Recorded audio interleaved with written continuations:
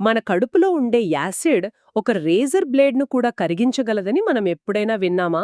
వినడానికి భయంగా అనిపించినా ఇది 100% నిజం. అయితే ఇక్కడే ఒక పెద్ద చిక్కు ప్రశ్నొస్తుంది.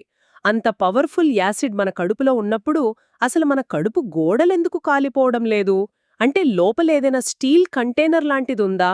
ఆ, ఖచ్చితంగా లేదు. కాని అంతకంటే అద్భుతమైన ఒక బయాలజికల్ షీల్డ్ ఉంది.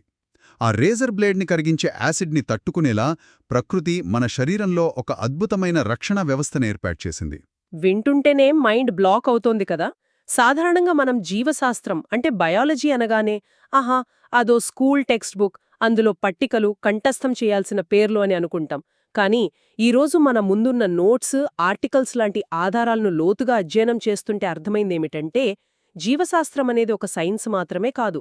అది మన దేహంలో ప్రతి క్షణం జరుగుతున్న ఒక ఉత్కంఠభరితమైన సర్వైవల్ థ్రిల్లర్. నిజమే, 100% నిజం. అందుకే ఈరోజు ఈ లోతైన విశ్లేషణలో కంటికి కనిపించని ఒక చిన్న కణం ఎలా ఒక సంక్లిష్టమైన యంత్రంలా మారుతుందో, ఆశ్చర్యపరిచే ఆ మెకానిజమ్స్ ఏమిటో విడమర్చి చూద్దాం. ఈ జర్నీని స్టార్ట్ చేద్దాం. ఈ ప్రయాణం చాలా ఆసక్తికరంగా ఉండబోతుంది. ఎందుకంటే మనం ఈ చర్చలో కేవలం ఏమిటి అని కాకుండా అవయవాలు ఎలా మరియు ఎందుకు అలా పనిచేస్తున్నాయో తెలుసుకోబోతున్నాం. దాని వెనుక ఉన్న అసలైన ఇంజనీరింగ్ను డీకోడ్ చేద్దాం. ముందుగా ఆ కంటికి కనిపించని కణాల ప్రపంచంలోకి వెళ్దాం. మన ఆధారాల ప్రకారం చూస్తే 1665లో రాబర్ట్ హుక్ అనే శాస్త్రవేత్త మొదటిసారి మైక్రోస్కోప్లో ఒక చెట్టు బెరడును చూశాడు. అందులో అతనికి తేనె తుట్టెలాంటి చిన్న చిన్న గదులు కనిపించాయి. వాటికే సెల్స్ అంటే కణాలు అని పేరు పెట్టాడు. అవును, సెల్స్ అనే పదం అక్కడి నుండే వచ్చింది. కానీ ఇక్కడ విచిత్రమేమిటంటే అతను చూసింది చనిపోయిన కణాలను. ఆ తర్వాత యాంటోనీ వాన్ లీవెన్హాక్ నీటి బిందువులో బతికున్న కదులుతున్న కణాలను చూసి ఆశ్చర్యపోయాడు. అంటే ఈ కణాన్ని మనం ఒక పెద్ద ఫ్యాక్టరీతో పోల్చొచ్చా? ఆహా, 100% పోల్చొచ్చు. ఒక ఫ్యాక్టరీలో power plant, packaging unit, waste management ఎలా ఉంటాయో కణంలో కూడా అచ్చం అలాంటి విభాగాలే ఉంటాయి. వావ్! అంటే ఒక మైక్రోస్కోపిక్ ఫ్యాక్టరీ అన్నమాట. కరెక్ట్. ఉదాహరణకు మైటోకాండ్రియా తీసుకోండి. ఇది కణానికి శక్తినిచ్చే పవర్ హౌస్. మనం తినే ఆహారాన్ని ఎనర్జీగా మార్చేది ఇదే. ఇక్కడ అత్యంత ఆశ్చర్యకరమైన విషయమేమిటంటే ఈ మైటోకాండ్రియాకి తనకంటూ సొంత డిఎన్ఏ ఉంటుంది. ఆగండి. స్వంత డిఎన్ఏనా? అంటే మన కణంలోని డిఎన్ఏ కాకుండా వేరేదా? అవును, శరీరంలోని మిగతా కణాలకు భిన్నంగా దీనికొక స్వతంత్రమైన ఉనికి ఉంటుంది. బహుశా కోట్ల ఏళ్ల క్రితం ఇదొక స్వతంత్ర బ్యాక్టీరియా అయుండొచ్చు. దాన్ని మన కణాలు మింగేసి తమ పవర్ ప్లాంట్గా మార్చుకుని ఉండొచ్చు అని శాస్త్రవేత్తల నమ్మకం. అబ్బా! అంటే మన కణాల లోపల ఒక ఏలియన్ బ్యాక్టీరియా మన కోసం ఎనర్జీని తయారు చేస్తోందన్నమాట. ఇది నిజంగా ఊహించని విషయం. మరి ఫ్యాక్టరీలో వేస్ట్ మేనేజ్మెంట్ సంగతేంటి? ఆ లైసోజోమ్స్ గురించి చదివినప్పుడు నాకు చాలా వింతగా అనిపించింది. వాటిని సూసైడల్ బ్యాగ్స్ అంటే ఆత్మహత్య సంచులు అంటారు కదా. అసలొక కణానికి తనను తాను చంపుకునే మెకానిజం ఎందుకుండాలి? అది చాలా కీలకమైన డిఫెన్స్ మెకానిజం. ఆలోచించండి, ఒక కణంలో ఏదైనా వైరస్ చొరబడినా లేదా ఆ కణం క్యాన్సర్ కణంగా మారుతున్నా ఏం చేయాలి? పక్కనున్న కణాలకది వ్యాపించకూడదు కదా. కరెక్ట్. సరిగ్గా అప్పుడే ఆ కణంలోని లైసోజోమ్స్ పగిలిపోయి అందులోని భయంకరమైన ఎంజైమ్స్ ఆ కణాన్ని పూర్తిగా నాశనం చేస్తాయి. అంటే మొత్తం శరీరాన్ని కాపాడటం కోసం ఒక కణం తనను తాను త్యాగం చేస్తుందన్నమాట. గ్రేట్! అయితే ఇక్కడ నాకు ఇంకో పాయింట్ స్ట్రైక్ అయింది. జంతు కణాలకు, మొక్కల కణాలకు మధ్య ఒక చిన్న తేడా ఉందని నోట్స్లో గమనించాను. మన కణాలకు జస్ట్ ఒక పల్చని పొర ఉంటుంది. కాని మొక్కల కణాలకు మాత్రం గట్టిగా ఉండే సెల్ వాల్ అంటే కణకవచం ఉంటుంది. ఇది సెల్యులోస్తో తయారవుతుంది కదా. ఇది ఎందుకు? దీనికి సింపుల్ లాజిక్ ఉంది. మనం ఎండ వచ్చినా వాన వచ్చినా పరిగెత్తింట్లోకి వెళ్లగలం. మన కణాలు ఫ్లెక్సిబుల్గా కదలాలి కాబట్టి ఆ పల్చని పొర సరిపోతుంది. ఓహో! కాని మొక్కలు పరిగెత్తలేవు కదా. అదే కదా, మొక్కలు ఒకే చోట స్థిరంగా నిలబడాలి, ప్రకృతి విపత్తులను తట్టుకోవాలి. అందుకే వాటికి ఆ అదనపు గట్టి గోడ, ఒక రక్షణ కవచంలా అవసరం. ఈ కణాలు కలిసికట్టుగా ఎలా పనిచేస్తాయో చూస్తే మొక్కల్లో కింద ఉన్న వేర్ల నుండి నీటిని వందల అడుగుల పైకి తీసుకెళ్లడానికి జైలం అనే ఒక పైప్లైన్ సిస్టమ్ ఉంటుంది. జైలం. అవును. అలాగే ఆకుల్లో తయారైన ఆహారాన్ని కిందకు తీసుకురావడానికి ఫ్లోయం అనే డెలివరీ నెట్వర్క్ ఉంటుంది. ఒక్క నిమిషం, ఇక్కడే నాకో పెద్ద సందేహం కలుగుతోంది. ఒక జీవి ఏర్పడినప్పుడు మొదట ఉండేదంతా ఒకే రకమైన కణాలు కదా, వాటిలో ఉన్న డిఎన్ఏ కూడా ఒకటే. అలాంటప్పుడు ఆ ఒకే డిఎన్ఏ ఉన్న కణాల్లో కొన్ని నా గుండెలాగా, కొన్ని ఎముకల్లాగా, కొన్ని కంటి చూపు కోసం ఎలా మారిపోయాయి? అది చాలా మంచి ప్రశ్న. దీన్నర్థం చేసుకోవడానికి నేనొక పోలికనుకుంటున్నాను. ఒక పెద్ద కార్పొరేట్ కంపెనీ ఉంది. అందులో క్యాంపస్ ఎలక్షన్లో తీసుకున్న ఫ్రెష్ ఉద్యోగులందరికీ ఫస్ట్ ఒకే బేసిక్ ట్రైనింగ్ ఇస్తారు. ఆ తర్వాత వారిని డివైడ్ చేసి కొందరిని టెక్నికల్ టీంకి, కొందరిని హెచ్ఆర్కి, కొందరిని సేల్స్కి పంపుతారు. అప్పటినుండి వాళ్ల పనులు పూర్తిగా మారిపోతాయి. కణాల్లో కూడా ఇలాగే జరుగుతుందా? వావ్! మీరు చెప్పిన కార్పొరేట్ కంపెనీ ఎనాలజీ పర్ఫెక్ట్గా సరిపోతుంది. ఆ బేసిక్ ట్రైనింగ్లో ఉన్న ఉద్యోగులే మన స్టెమ్ సెల్స్, అంటే మూలకణాలు. ప్రారంభంలో అవి కేవలం విభజన చెందుతూ ఉంటాయి. ఓకే. కానీ ఒక దశకు వచ్చాక డిఫరెన్సియేషన్ అనే ఒక ప్రక్రియ జరుగుతుంది. ఆ సమయంలో కణంలోని డిఎన్ఏ అంతా ఉన్నప్పటికీ వాటికి కేటాయించిన పనికి సంబంధించిన జన్యువులు మాత్రమే ఆన్ అవుతాయి, మిగతావి ఆఫ్ అయిపోతాయి. అంటే స్విచ్ ఆన్ స్విచ్ ఆఫ్ లాగానా? ఎగ్జాక్ట్లీ. ఉదాహరణకు కంటి కణంలో గుండె కొట్టుకోవడానికి సంబంధించిన బ్లూప్రింట్ ఉన్నప్పటికీ ఆ స్విచ్ ఆఫ్లో ఉంటుంది. కేవలం కంటికి సంబంధించిన స్విచ్ మాత్రమే ఆన్ అవుతుంది. అలా అవి శాశ్వత కణజాలాలుగా మారిపోతాయి. ఎంత పర్ఫెక్ట్ మాస్టర్ ప్లాన్ ఇది! సరే, ఒక ఫ్యాక్టరీ ఎలా పనిచేస్తుందో చూసాం. ఇప్పుడు ఈ ఫ్యాక్టరీలన్నింటినీ ప్రకృతి ఎన్ని రకాలుగా డిజైన్ చేసిందో తెలుసుకోవడం కూడా అంతే ఆసక్తికరం. వర్గీకరణ అంటే క్లాసిఫికేషన్ అనగానే మనమేదో సైంటిఫిక్ పేర్లు బట్టి పట్టడం అనుకుంటాం. కానీ ఈ నోట్స్లోకి వెళ్ళాక నాకు అనిపించిందేంటంటే ఇది కేవలం పేర్లు కాదు, ఇది జీవుల సర్వైవల్ స్టోరీ కదా. ఖచ్చితంగా.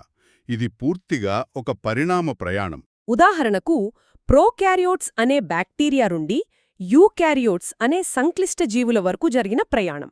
అసలు ఈ రెండిటికి తేడా ఏంటి? డిఎన్ఏ చుట్టూ ఒక కేంద్రకం అంటే న్యూక్లియస్ రావడమేనా? అవును. ఆ కేంద్రకం ఏర్పడటమనేది పరిణామక్రమంలో ఒక అతిపెద్ద మైలురాయి అని చెప్పాలి. బ్యాక్టీరియా లాంటి వాటిలో డిఎన్ఏ ఎలాంటి రక్షణ లేకుండా కణంలో అలా పడి ఉంటుంది. అదే యూకారియోట్స్కొచ్చేసరికి ఆ అత్యంత విలువైన డిఎన్ఏ బ్లూప్రింట్ని భద్రపరచడానికి ఒక ప్రత్యేకమైన గది లాంటిది ఏర్పడింది. అదే కేంద్రకం. భలే సెక్యూరిటీ అప్గ్రేడ్ అన్మాట. కరెక్ట్. అక్కడ్నుండి జీవుల డిజైన్ పూర్తిగా మారిపోయింది. ఇక్కడ ఇంకో విచిత్రం ఉంది. ఫంగస్ వర్గాన్ని తీసుకుంటే పుట్టగొడుగులు చూడ్డానికి మొక్కల్లా ఉంటాయి, కాని అవి కిరణజన్య సంయోగక్రియ చెయ్యలేవు. అంతేకాదు, వాటి కణకవచం మొక్కల్లా సెల్యులోస్తో కాకుండా బొద్దింకలు లాంటి కీటకాల పైపొరలో ఉండే కైటిన్ అనే పదార్థంతో తయారవుతుందని చదివినప్పుడు నాకు మైండ్ బ్లాక్ అయింది. అంటే మనం తినే మష్రూమ్స్కి కీటకాలకు మధ్య ఒక కామన్ మెటీరియల్ ఉందన్నమాట. వినటానికి కొంచెం వింతగా ఉన్నా అది నిజం. పైగా ఈ ఫంగస్ నుండే అలెగ్జాండర్ ఫ్లెమింగ్ మొట్టమొదటి యాంటీబయోటిక్ పెన్సిలిన్ కనుక్కున్నాడు. అది కూడా ఒక ప్రమాదవశత్తో జరిగిన ఆవిష్కరణ కదా. అవును. ఒక ఫంగస్ బ్యాక్టీరియాను ఎలా చంపుతోందో గమనించి ఆయన ఆ యాంటీబయోటిక్ని డెవలప్ చేశాడు. ఇక ఈ సర్వైవల్ స్టోరీ మొక్కల్లో ఎలా జరిగిందో చూస్తే మొదట్లో ఆల్గే లాంటి జీవులు కేవలం నీటిలోనే ఉండేవి. ఆ తర్వాత బ్రయోఫైటా వర్గం వచ్చింది. ఇవి నీటిని వదిలి భూమి మీదకొచ్చిన తొలి మొక్కలు. ఒక రకంగా వృక్షరాజ్యపు ఉభయచరాలు. కాని ఇవి పునరుత్పత్తి కోసం ఇప్పటికీ నీటిమీదే ఆధారపడతాయి. అంటే అవి ఇంకా పూర్తిగా భూమికి అలవాటు పడలేదన్నమాట. కాని ఎప్పుడైతే విత్తనాలు సీడ్స్ ఉన్న ఆధునిక మొక్కలొచ్చాయో అప్పుడే మొక్కలు ప్రపంచాన్ని జయించాయి అని చెప్పొచ్చు కదా. అసలు ఆ విత్తనం వెనుక ఉన్న మెకానిజం ఏంటి? విత్తనమనేది ప్రకృతి సృష్టించిన ఒక స్పేస్ షిప్ లాంటిది. ఒక చిన్న మొక్క పిండం చుట్టూ గట్టి కవచం, దానికవసరమైన ఆహారం అందులో ప్యాక్ చేసుంటాయి. వాతావరణం అనుకూలించే వరకు, అంటే ఏళ్ల తరబడి ఆ విత్తనం నిద్రావస్థలో ఉండగలదు. వావ్! స్లీప్ మోడ్లో ఉంటుందన్నమాట. అవును. ఆ విత్తనాల వల్లే మొక్కలు ఎడారుల్లోకి, మంచుకొండల్లోకి అంతటా విస్తరించగలిగాయి. భూమి మీద ఇలాంటి పరిణామాలు జరుగుతుంటే ఇంకో పక్క జంతురాజ్యంలో కూడా ఒక చిన్న స్పాంజ్ లాంటి కణాల జీవి నుండి నాడీ వ్యవస్థ ఉన్న సంక్లిష్టమైన జంతువుల వరకు, అంటే కార్డేటా వర్గం వరకు ఒక అద్భుతమైన మార్పు జరిగింది. మనం ఇప్పుడు ఈ అప్గ్రేడెడ్ వర్షన్ అయిన మనిషి శరీరం లోపల జరిగే ఇంజనీరింగ్ గురించి మాట్లాడుకుందాం. తప్పకుండా. ఇది నా ఫేవరెట్ టాపిక్. చర్చ మొదట్లో నేనడిగిన ఆ రేజర్ బ్లేడ్ని కరిగించే కడుపులోని యాసిడ్ మిస్టరీని ఇప్పుడు విడమురుద్దాం. మనం తిన్న ఆహారం కడుపులోకి వెళ్ళగానే హైడ్రోక్లోరిక్ యాసిడ్తో ప్రాసెస్ అవుతుంది కదా, మరి మన కడుపు గోడలెందుకు కాలిపోవు? అక్కడే ఉంది అసలైన ప్రకృతి మ్యాజిక్.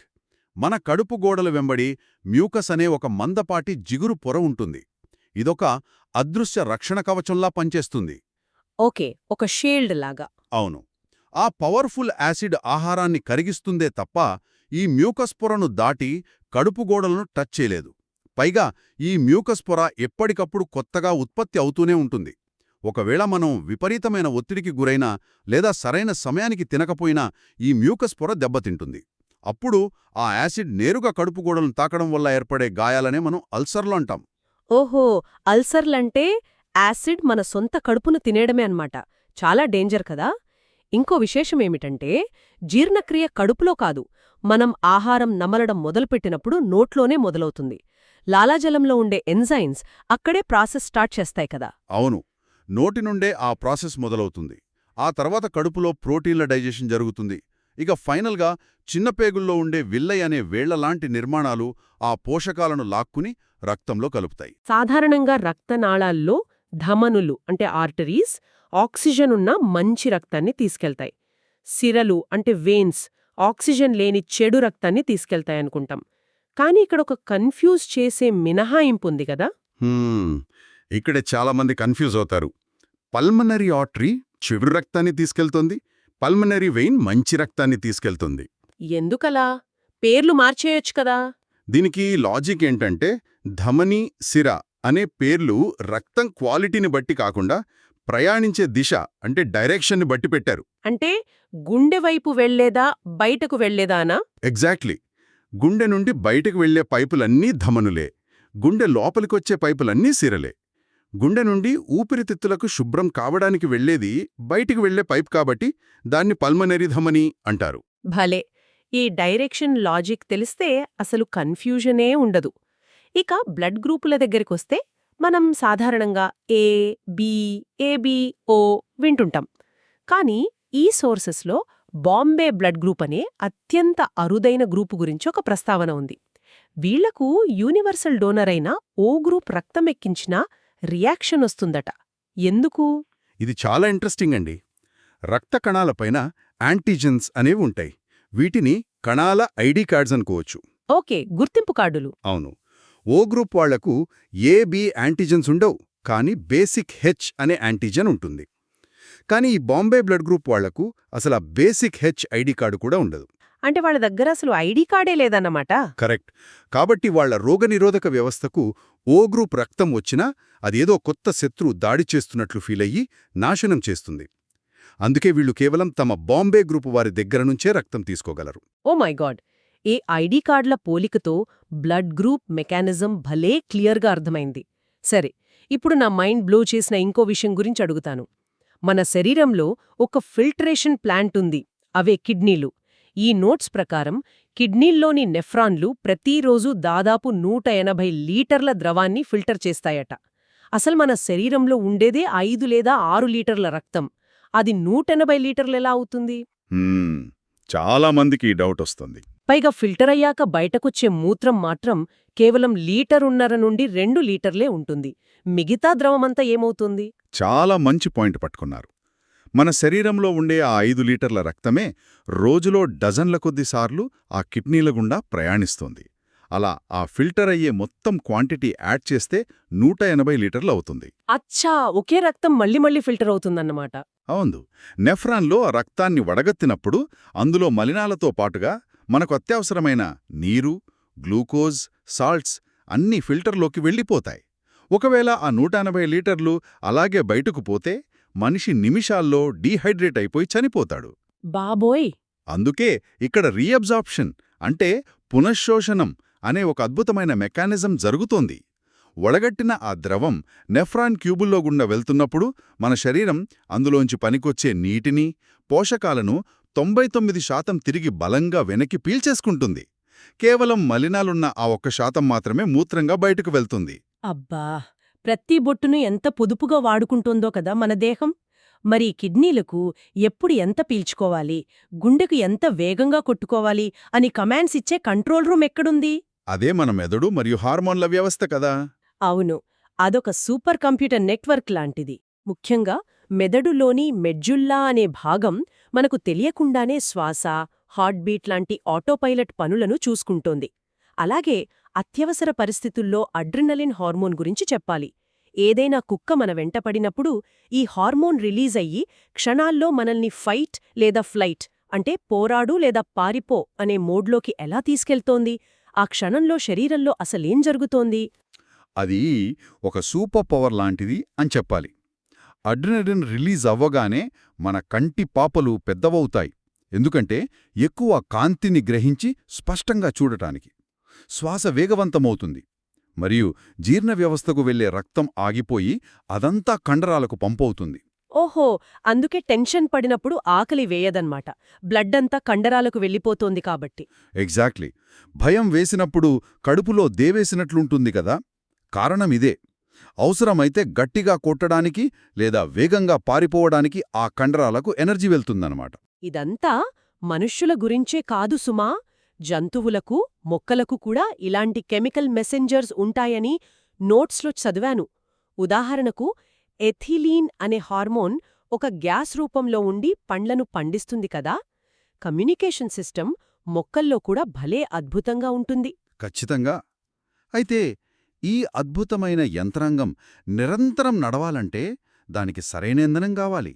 అలాగే తమ తర్వాత ఈ జాతిని కొనసాగించడానికి పునరుత్పత్తి వ్యవస్థ కావాలి. పునరుత్పత్తి అంటే రీప్రొడక్షన్ దగ్గరకొచ్చేసరికి నాకు ఒక భలే ఇంట్రెస్టింగ్ పోలిక తట్టింది.